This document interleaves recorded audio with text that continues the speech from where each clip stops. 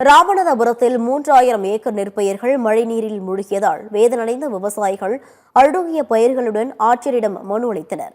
ராமநாதபுரம் மாவட்டம் மங்கலம் தாலுகா வடக்கு ஊரணங்குடி, தெற்கு ஊரணங்குடி, உப்பூர் உள்ளிட்ட சுற்றுவட்டார கிராமங்களில் சுமார் 6000 ஏக்கர் பரப்பளவில் நெல் சாகுபடி செய்யப்பட்டது.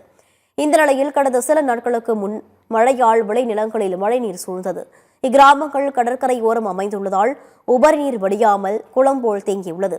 இதனால் நெற்கதிர்கள் அனைத்தும் தண்ணீரில் மூழ்கி அழுக தொடங்கியுள்ளன. இதனால் வேதனையடைந்த விவசாயிகள் அழுகிய பயிருடன் மாவட்ட ஆட்சியர் அலுவலகத்தில் நடைபெற்ற மக்கள் குறைதீர்க்கும் கூட்டத்திற்கு சென்றனர். ஏக்கருக்கு 40,000 ரூபாய் வரை செலவு செய்ததும் ஒரு பிடி நெல் கூட கிடைக்கவில்லை என வேதனை தெரிவித்தனர்.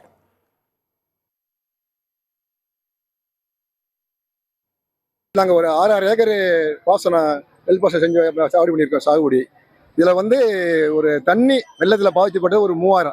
இதில் நாங்கள் உப்பு வில்லேஜில் ஊரணங்குடி, தெற்கு ஊரணங்குடி, புது ஊரணங்குடி, வடக்கு ஊரணங்குடி, கீழே சித்திராவடி, கடவுர் ஆகிய இத்தனை கிராமம் உள்ளே அடங்கியிருக்கிறதுல எங்களுக்கு பாதிக்கப்பட்டது அதிகாரி போய் நாங்கள் முறையிட்டோம். அது பார்த்தாங்க. பார்த்துட்டு சரி அதுக்காக பண்ணுவோம்னு சொன்னாங்க. பேப்பர்லாம் போட்டாங்க. இப்போ நாங்கள் ஐயாட்ட மனு கொடுத்துருக்கோம். ஐயா சொன்னிருக்காங்கன்னா சரி நாங்கள் பார்த்துட்டு சொல்கிறோம் போகன்னு சொல்லியிருக்காங்க. எங்களுக்கு நாங்கள் பயிர் காப்பீடு பண்ணதுக்கு இன்சூரன்ஸ் பண்ணியிருக்கோம். பயிர் காப்பீடும் நிவாரணம் தர மாதிரி நாங்கள் கேட்டுக்கொள்ளியிருக்கோம்.